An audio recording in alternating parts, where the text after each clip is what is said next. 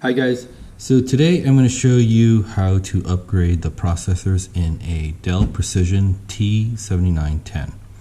I have myself here a couple of E5-2678v3 processors that I just received. And so before I install any processors, especially if I buy them used on eBay, I usually put some time and effort into cleaning up the contacts on the back here. So my cleanup process usually involves this alcohol and a Q-tip, and so it's fairly straightforward, nothing too fancy. I'll just dip the Q-tip into the alcohol a little bit.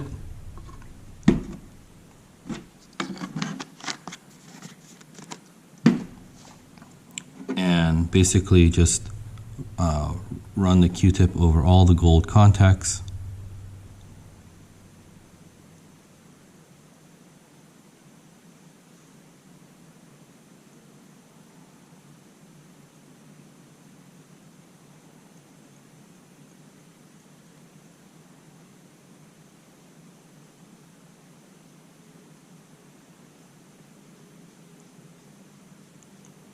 Okay, and we'll let that dry out while I do the other one.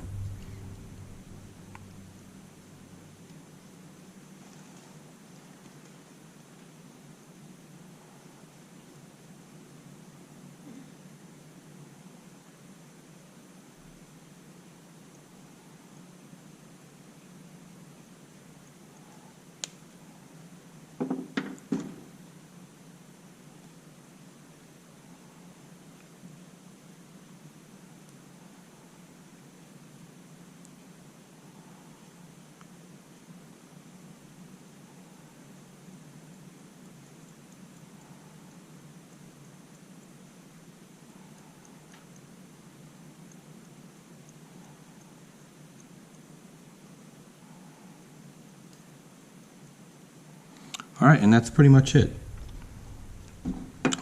So I'll let those dry out a little bit, and I'll put this aside, and let's go ahead and open up.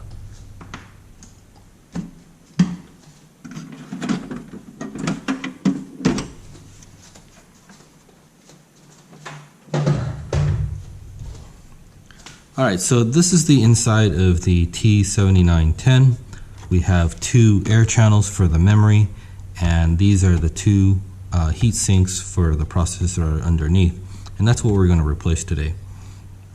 So for starters, you're going to need a number 2 Phillips screwdriver. I usually like to pick a long one, and this is also magnetized in case something drops. I can easily pick it up with the magnetic screwdriver. Alright, so first thing first, I like to just remove these air channels to give myself some room. And there are two blue colored buttons or areas you can press on the side here. When you press on them, this can lift up, and don't lift it up straight up because there's actually a pivot point that's connected to the chassis, so you kind of have to pivot this and then pull it out. Alright, let's put that aside. Same thing on the second memory air duct here. Okay, so now is where we need the screwdriver, but first there's a fan inside this heatsink, although you can't really see it because it's sitting right directly in the middle, and that fan is run by this cable here and another one over here. So make sure to disconnect those first, and the reason why I like to disconnect those first is that these are actually held down pretty tightly by the springs in the screws, and if you just happen to release them unevenly and this thing will pop and move, it might jump to the side, and I don't want it pulling on a electrical connector on the motherboard while it's moving away.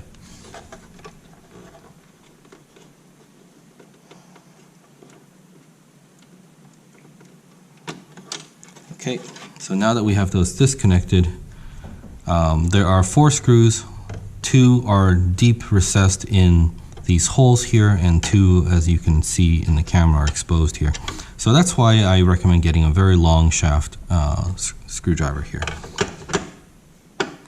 So again, as I mentioned, these screws are held down pretty tightly with these springs, and so you really want to take care to unscrew them evenly so that you don't have the springs kind of pop out the heatsink.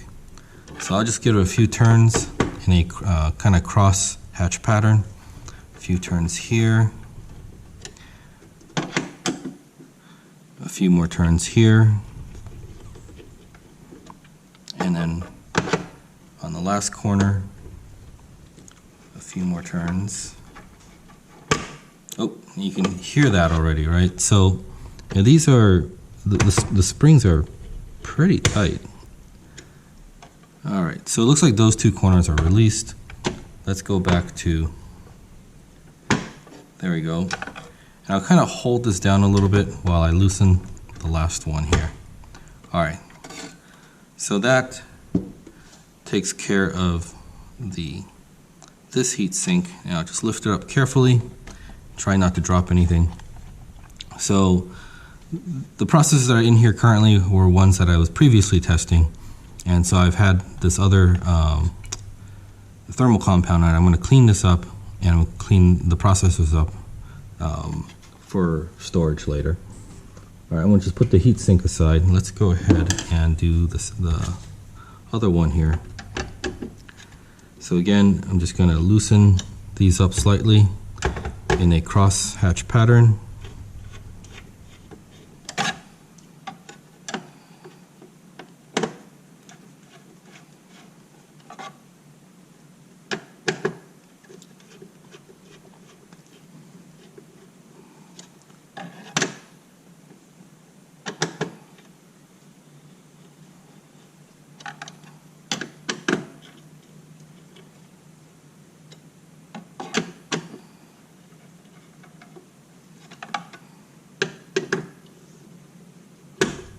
Okay, that one looked like it released.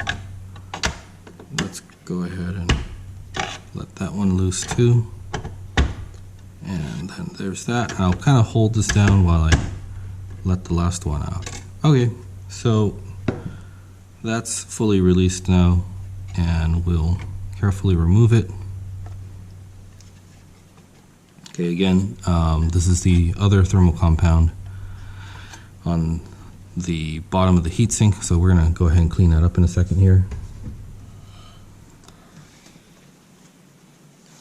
Alright, so for cleaning the heatsinks,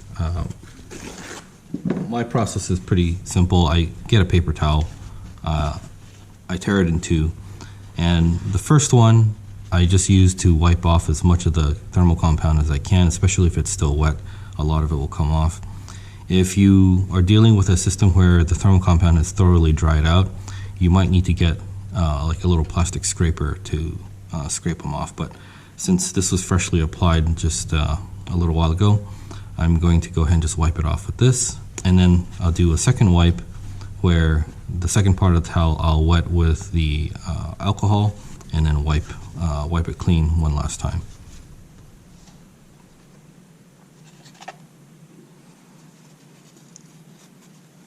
So this should come off pretty easily. Let's see here.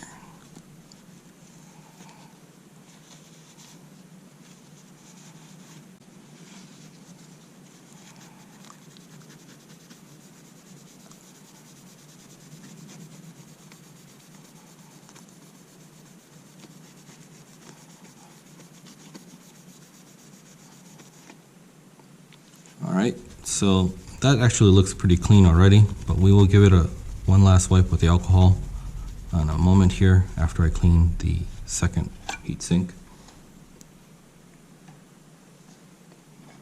All right, so here's the second one. I'll just go ahead and fold my paper towel over.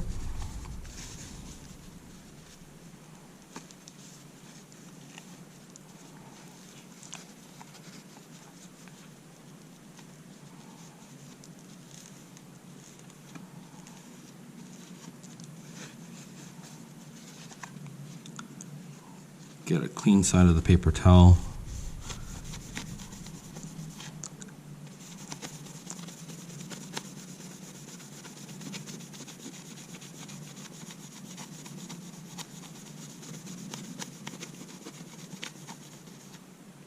Alright, so that actually looks pretty good. And now let's get the other paper towel.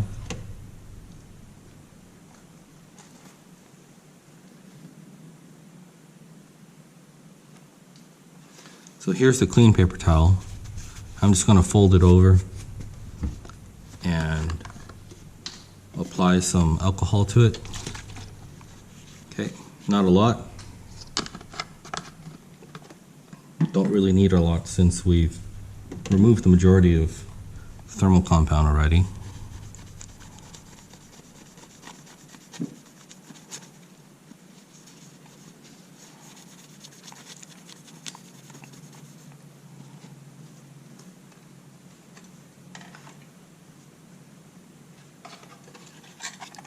All right, last one.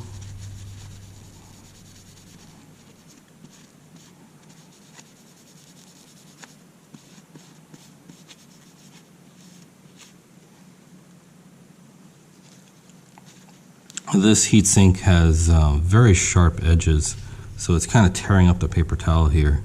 So I have to kind of be a little bit more delicate with this one.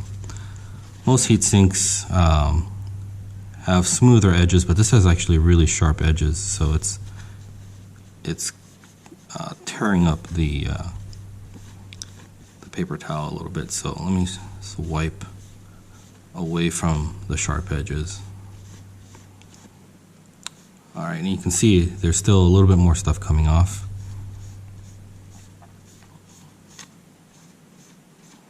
Alright, so I think that's good enough.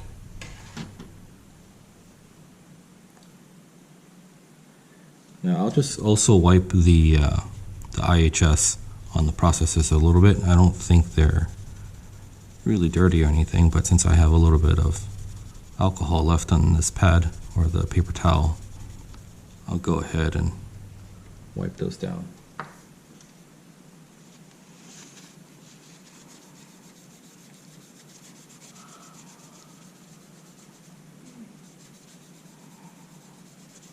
Alright, so I think the processors are ready. So let's go ahead and remove these processors. So, whoops, looks like a piece of the paper towel there. Alright, so I like to keep these CPU sockets protected as much as possible, so I'm just going to remove them one at a time and reinstall one at a time so that I have something occupying the socket, so that just in case I drop something it doesn't end up damaging the pins. So let's start with the CPU one first. So in order to replace the processor, you have to release these spring levers. So this is the first one, and I like to kind of hold this down, leaving some pressure on this while I release the second one, and then just kind of release them together. And I'll do the same thing when I install them.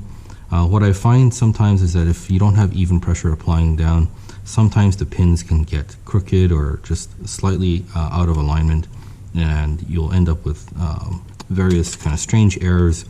Especially sometimes I find that when that happens, maybe some of the memory pins get out of alignment or something, but some of the DIMMs don't work.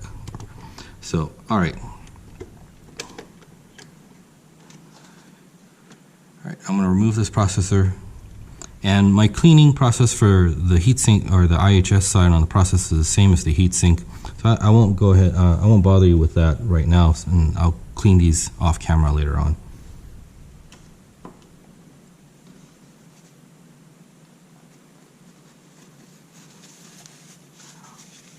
Alright, so now that we have the socket pins exposed, it's usually a good idea to kind of just take a quick close look at it and make sure that you don't notice any debris in there. If there's any debris, just kind of blow it out with some air, compressed air. Everything looks okay here, so we're going to go ahead and put in the replacement processors we have here. So it's important to note the orientation of how you install these processors. There are these notches here that will help prevent you from installing an incorrect orientation. But there's also indicators on the board here, or the processor here. So there's a triangle here and there's a dot here. And so if you look at the socket, there's a triangle over here, so this corner and this corner need to match up. And I believe usually on the outside there's a dot somewhere, but I'm not seeing it right now. But anyway, I believe the correct orientation will be to match this triangle to that triangle. So we'll go ahead and place it down carefully. And those notches should match what's on the socket side as well. So if something doesn't seem like it's fitting correctly, don't force anything. Just take a closer look and see if it's actually in the right orientation. All right, so let's go ahead and put this down. So like I said, I like to kind of tighten this or hold this down with even pressure. And so I will apply some pressure. This is actually the second lever to secure when you're installing, but I'm going to actually apply some pressure there, and I'll have pressure here, and I'm going to attach the bottom one here first. Okay, and then the top one. Okay, so now that's securely in place. Let's go ahead and do the second processor in the same fashion.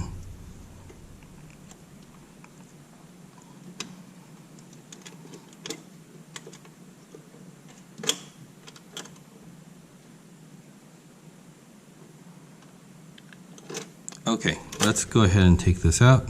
And again, I'm not going to bother showing you how I clean the processors, but it's basically the same process as I clean the heatsink side. I'm going to do this off camera.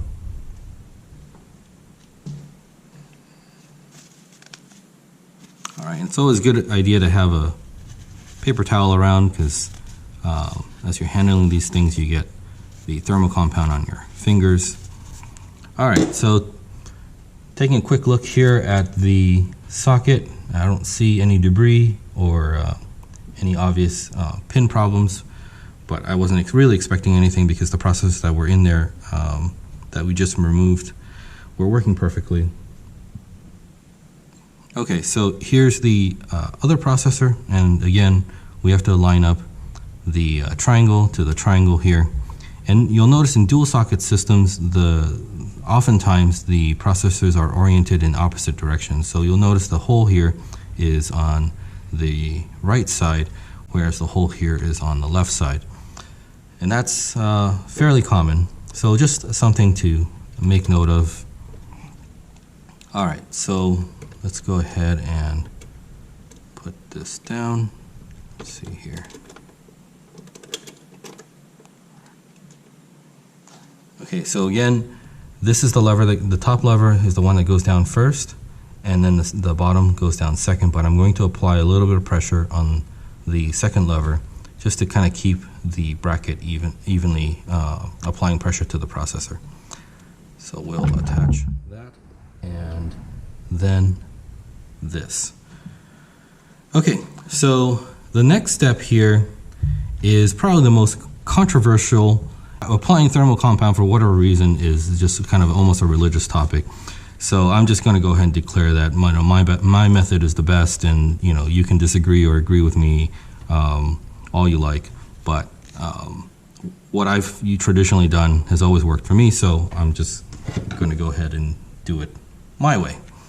All right, so as far as thermal compounds go, I have a couple of different ones that I use in case you're interested.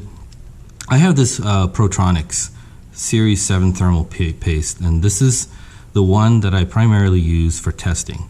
And the reason why I use this is because this is extremely cheap, and it actually works fairly well. It's not the best, although honestly I haven't really noticed like any major temperature differences, but I just say it's not the best because I look at the thermal conductivity values, and it doesn't have the greatest thermal conductivity value compared to, say, this other one, but it is pretty decent, and I've used it for long-term applications. Usually I use this for testing because I test so much equipment. It's not economical to use like a more expensive thermal compound to test a lot of the equipment that I'm testing out.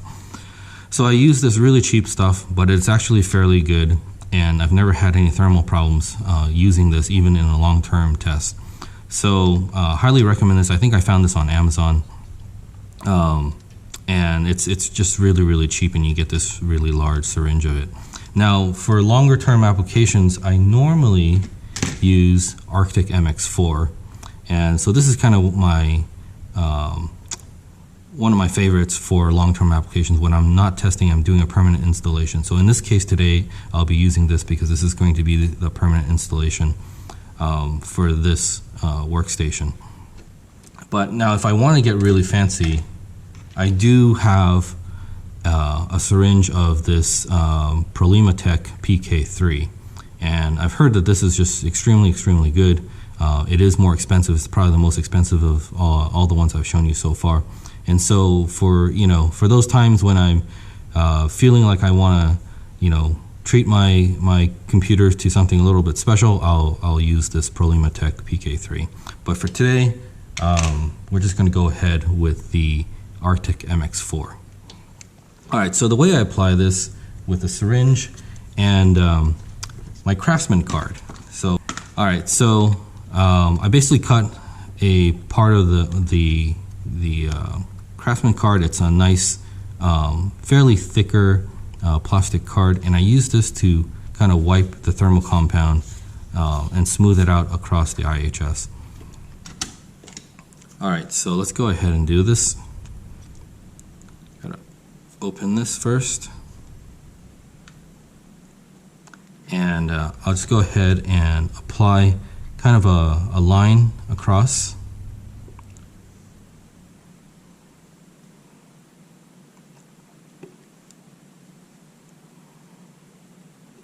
And then same thing on the other one.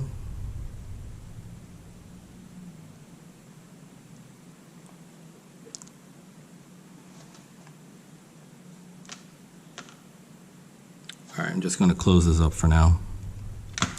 Oh, and it looks like I got some on my hand, so again, good idea to have paper towel around. Just get that off.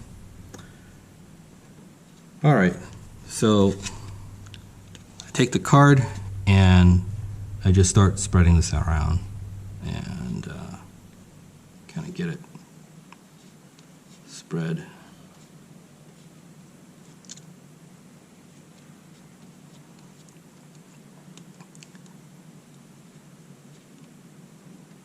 This MX4 stuff is a little bit on the thicker side. And I don't know if that's just because the syringe I've been using here is maybe a little old and drier, although it's not really that old. It's maybe like a year old. But I do find that applying the MX4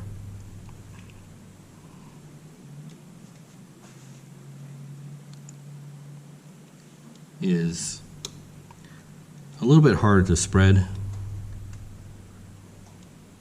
but just a little bit of patience. And basically I'll just kind of keep doing this until the entire surface of the IHS looks like it's covered.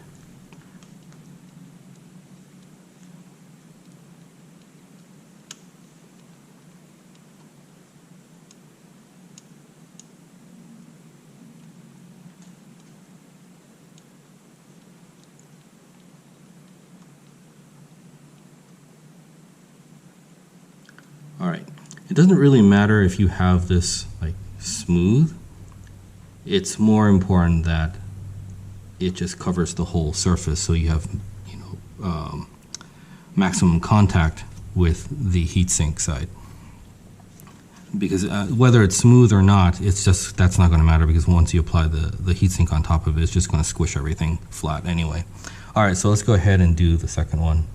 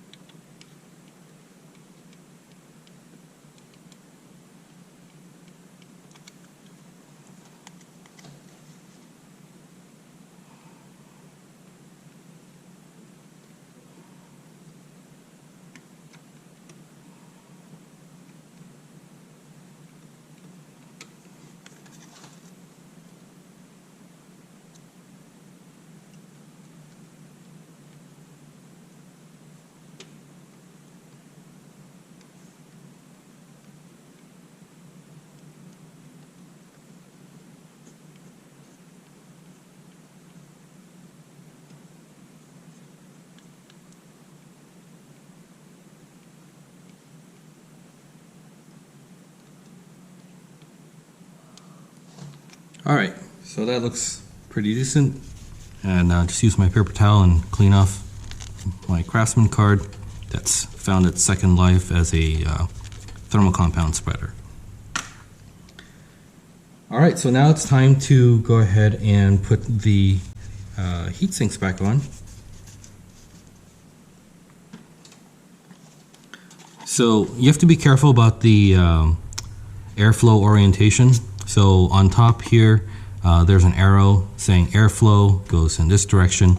You know, because the fans are not really exposed, it's not always exactly obvious which way the air is flowing unless you kind of take a look. So anyway, this is the back of the chassis, so we want the airflow going in this direction, so we'll go ahead and install it in this orientation.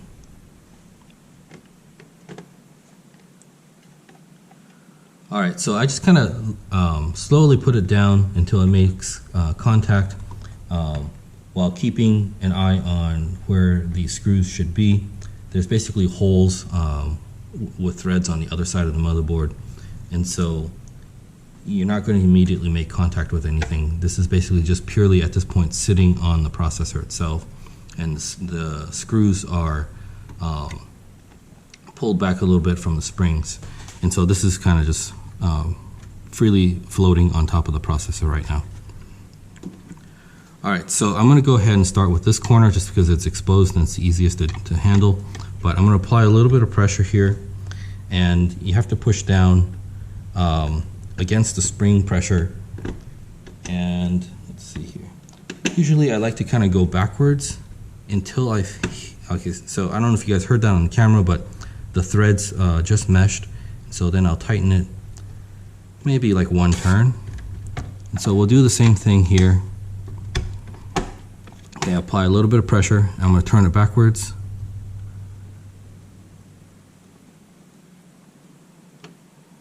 Okay, I think I heard that. Alright, so and then I'm going to apply forward. Oh wait, let's see. Okay, yeah, I think that's in. Alright, so just make a turn. Let me tighten this one just a little bit more. So that should hold it in place, and we'll go ahead and do the other two opposite corners. So again, I like to kind of just turn it backwards until I hear a click, and that way I know the threads have meshed, and I'm not going to end up cross-threading, causing some damage. Alright, so again, you kind of have to apply pressure. The pressures, the spring pressures on these screws are actually pretty tight. So I got to press down on it. I'm going to go backwards. Okay, there's that click, and then go forward.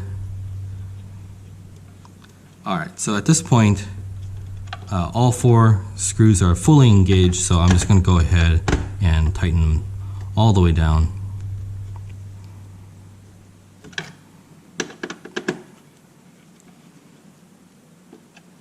Okay.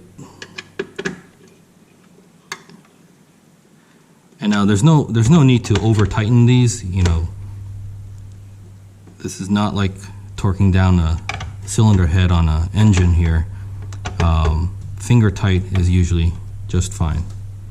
All right, and go ahead and connect the fan plug here before I forget about it.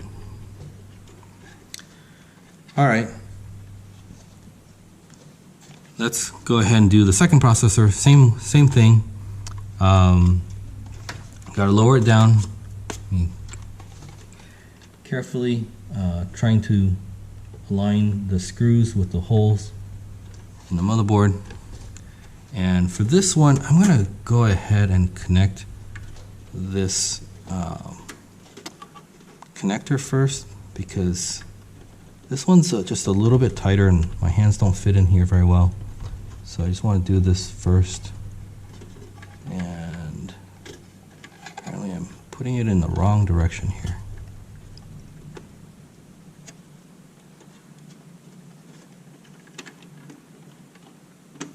Okay, so now that's in. Alright, again, I'm going to start with this corner, applying pressure down.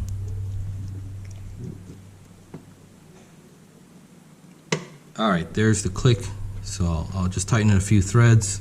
Let's go to the, now you can see the spring wants to lift this up, so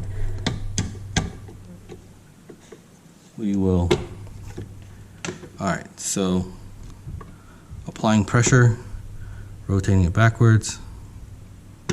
Okay, there's that click. And then I'll go ahead and tighten a few threads. All right, so now let's do the two other opposite corners. Same way. Okay, there's the click, a few threads, and then final corner, applying pressure down, go backwards. There's the click, and tighten a few threads. And actually at this point we can go ahead and tighten it all the way down, since we've got all four corners fully engaged in the threads.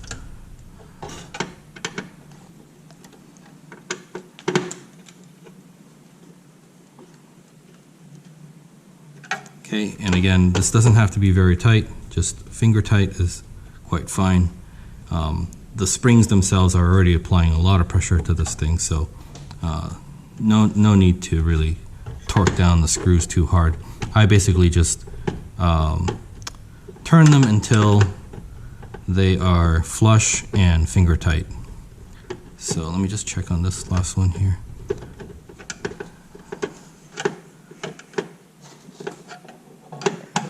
Alright, there we go. The head wasn't meshed. Okay, actually that's good. Alright, so that's it. Those are the new processors.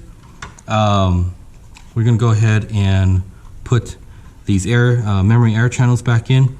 So there's two of them, as you saw earlier. They're slightly different, so they're not interchangeable. The one that goes on the bottom side here, where the PCI slots are, has this. I don't know what it is exactly, but there's a little exhaust channel here. So this one goes on the bottom, this one goes on top. And again, all you have to do is stick this end into the hole here on the chassis where you pivot, and then you kind of lay it down. And now this has an interesting design. I don't know if you guys ever looked into this carefully, but this air baffle actually splits the incoming air into two channels with this. And you'll see this metal lever here that's spring loaded. When you attach or fully pivot the air baffle all the way down, it actually presses down on this and kind of opens it up. And so the air is split between a lower passageway versus a upper passageway that independently cools the two CPU banks that it covers. So I guess there's been a little bit of thought into how to air cool the memory here. All right, and so you just push it down until you hear that click. Same thing on the bottom. And yep. All right, so that's it, guys. That's how you replace a processor in a Dell Precision T7910. I believe the process is very similar for the other similar models like the T7810, and even I think the T7600 have a very similar design. So anyway, hope you guys found that helpful. If you liked it, please hit the like for me, and be sure to subscribe to see more videos from me. All right, have a good day.